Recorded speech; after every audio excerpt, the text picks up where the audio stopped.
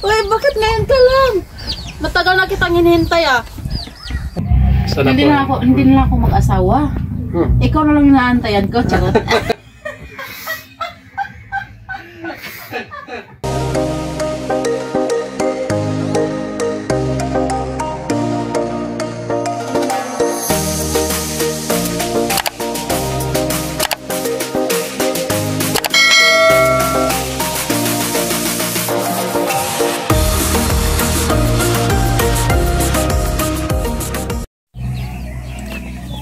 Hello mga kababayan, magandang umaga sa inyong lahat. So nandito kami ngayon sa balay ni Irene mga kababayan dahil po ay nagbisita kami dito sa balay ni Irene mga kababayan. Pero nakikita namin nga parang walang tao. Parang walang tao mga kababayan kasi nakasirado yung kanyang bahay. So subukan lang namin nga kakatokin yung kanyang pintuan mga kababayan kung mayroon bang tao dyan sa loob sa kanyang bahay. So samahan nyo na lang kami mga kababayan sa pagpunta dito sa kanyang pintuan. So tara na.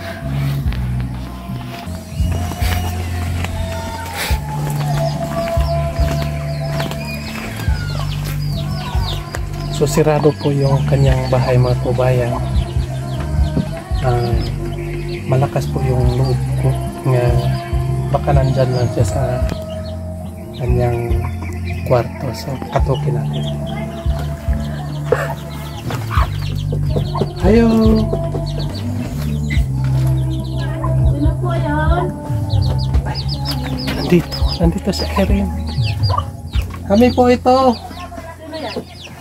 Si Keke Bombay.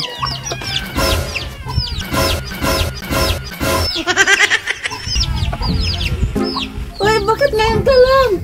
Matagal na kitang hinihintay ah. Ayun lang kasi sobrang busy po ako eh.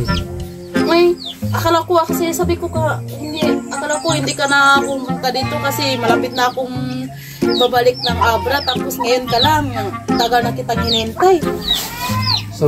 Sorry naman kasi sobrang busy po ako doon sa aking bukirin.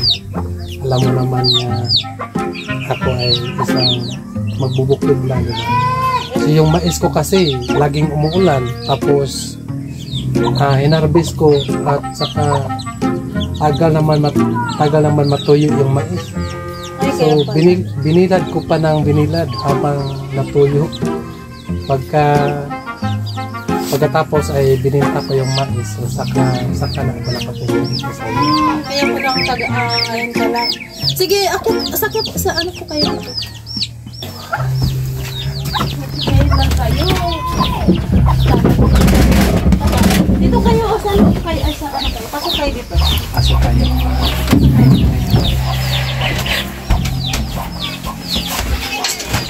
So, kumusta naman ka, Irene? Ito okay lang. Kumusta na yung pag-aral mo dun sa... Okay naman po yung pag-aral ko po. Galing naman ni Irene mga kababayan. So, kahit pa paano ay nagawa siya ng paraan para makaharap.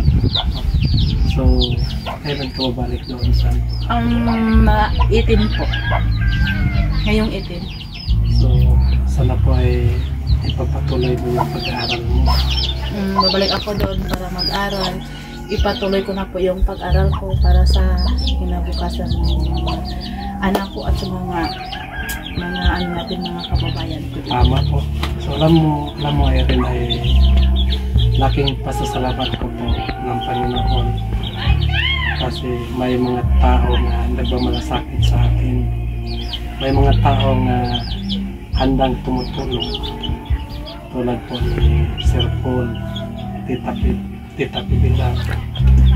So, bihira lang tayo makakita ng tao na tulad sa kanila. So, kaya ay ako ay malaki ang aking papapasalamat na isa tayo na natulungan nila. So,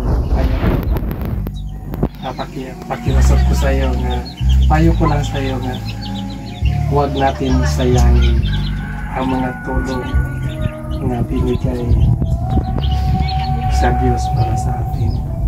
Tulad ng mga tulong ng ating mga sponsor, no? Kay Tita Pibi Love, na gusto niya na makatapos ka sa pag-aaral. So, ako ay, kapag gagawin mo yan, ay isa din ako nga humahanga sa iyo. Dahil po ay ako ay, alam mo naman nga, ako, wala akong pinag-aralan. Pero nagawa pa rin nila akong tulungan. Nagawa pa rin akong, tinulungan pa rin ako ni Sir. Sika! So yun mga kababayan ay naputol kasi may aso. So yun ay kahit wala akong pinag-aralan pero ginagawa pa rin ni Sir Paul nga tulungan niya ako. So ngayon ay nag-vlog na rin ako. So malaking tulong niya sa akin yan. Tulad mo rin. No? Kasi po ay yung pag-aaral mo ay yun ang pinaka maganda. Alam mo kung bakit. Kapag ikaw ay nakatapos na, so kahit saan ka papunta, kahit saan ka papunta ay dala-dala mo yung kayamanan mo. Ano yung kayamanan mo? Yung kayamanan mo dito sa utak. Yung alam mo dito sa utak mo. Yung pinag-aralan. Yung pinag-aralan mo. So kapag makatapos ka sa iyong pag-aral, kahit saan ka dadalhin sa simoy ng hangin, mabubuhay ka. Diba? Hanggang kahit saan. Kasi po, kung makatapos ka lang sa pag-aaral ay hanggang buhay mo yan, magagamit mo yan. Diba? Dahil po ay kung ano ang gusto mo. Gusto ko pero sabi ni Tita, gusto nila na gusto ko talaga yung maging police. Pero hindi na pwede kasi 30 na ako. 30 na. 30 na ako. Parang hindi pa halata, no? 30 na ako, tapos na lang, pipiliin ko na lang na lang ako mag-shoot. So dapat din na tapusin mo yung pag-aral mo para umangat yung buhay, di ba? Yan talaga. Minsan ako ay masasaktan na may mga taong nagsasabi na yung walang pinag-aralan ay walang kwenta dito sa mundo. Walang ba? Parang walang kwenta. Pero sa akin naman ay sisikapin ko na mag-aral pa rin kahit hours lang. So, mag-aral ako para matuto. Mahirap kasi kapag wala tayong pinag-aralan. So, mas maganda yung meron tayong pinag-aralan para hindi maliit yung pagtingin ng mga tao sa atin. Pero hindi naman sa lahat mga kababayan. Hindi naman sa lahat ganon. Pero hindi natin maiwasan na merong tao nga ganon. Merong tao nga ganyan ang pagtingin nila sa tao nga walang pinag-aralan. So, sa akin ay sisikapin ko pa rin kahit matanda na ako. Pero wala naman matanda sa pag-aaral. Opo, wala naman. Pero sisikapin ko pa rin na makapag-aral. Kahit hindi na lang makapag-aral. At least nga merong alam. So, kaya ay ngayon ay nagpapasalamat ako sa iyo dahil po ay meron akong nababalitaan na ayaw mo nang mag-aral.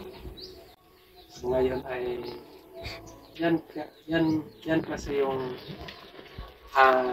nakapunta kami dito kasi gusto ko na diretsahan yung pagtatanong ko sa inyo. Kapag meron tayong mga kasalanan, kailangan natin nga kailangan natin nga iano sa kanya kung meron kang magawa nga mali. So humingi ka lang sa kanya ng pasawad. Sana po ay hindi na maulit yung nangyari. So, magbagong buhay na naman tayo ngayon. Magbagong buhay naman ulit. Magsimula naman.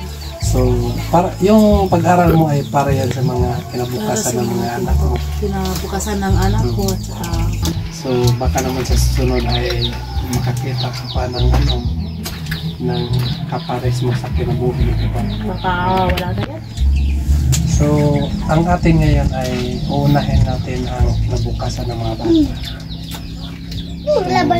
Pag makita natin nga ayos na ang kinabukasan ng mga bata, bago na ang ating mga sarili, diba? So, ikaw ay ingatan mo rin yung sarili mo. So, kasi po ay kapag madamihan na tayo ay lumi na talaga. Hindi na yan puputi. So, kailangan ngayon nga hanggang maputi pa, kailangan nga alagaan natin. So, tulad ni Tita Pipila, tanggap ka pa niya nga balik sa kanya. So, kailangan natin nga alagaan natin ang ating sarili at saka kailangan natin sundin natin kung ano ang mga payo na sa ating mga sponsor. So, thank you kayo. Thank you din sana. Papasalamat din ako sa inyo kasi thank you sa inyo payo mo sa akin. Pero huwag kayo magkalala, ipapatuloy ko pa yung pag-aral ko. So, tuloy-tuloy na po yung pag-aral ko. Salamat po. Teka muna, yung bra ko, nasaan na? Hindi ka pa nabayad sa akin na. Yung bra mo kasi nasira na eh. Nasira na, tapos kahit piso wala pa. Kasi wala pa akong pera. Paano na yun? Sa susunod na lang pagbalik din. Sige, kapag makatapos ka na sa pag-aral mo, ay sisingin ko yan sa'yo ha. Yeah, doon na lang. Kasi wala pa akong pera ngayon. Sige, sa pagtapos mo na lang sa pag-aral, at sisingin ko sa'yo. Sana po ay makatapos ka sa pag-aral para masingin ko sa'yo. Kailangan kasi pagan ko yung pag-aral ko para matapos ko, para mabayaran ko. Yes. Tapos tayo yung pera. Maraming salamat po. Maraming salamat po sa iyo. So, yun po mga kababayan ay si Erin ay babalik naman siya sa Abra. So, sana po ay sipagsipagan niya ang kanyang pag-aaral. Alam ko naman nga siya matalino siya sa kanyang. Alam ko naman po ay matalino siya. So, kaya ako nagsitakas. So, alam ko naman po mga kababayan na matalino po si Irene. So, sana po ay pagdadasal natin palagi sa Irene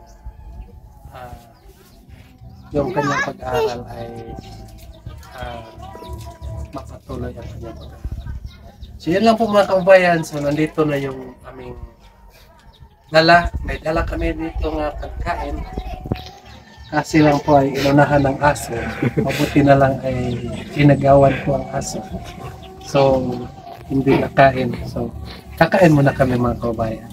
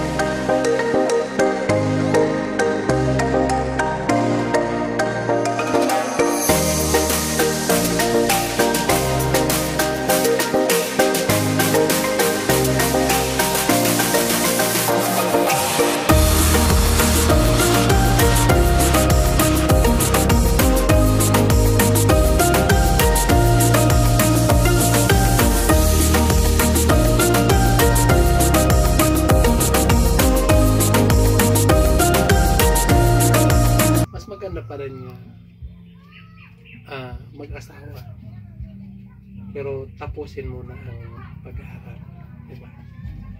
So, sana Hindi na ako mag-asawa. Hmm. Ikaw na lang yung naantayan ko, charot. Naantayan ko, charot. Naantayan ko, charot.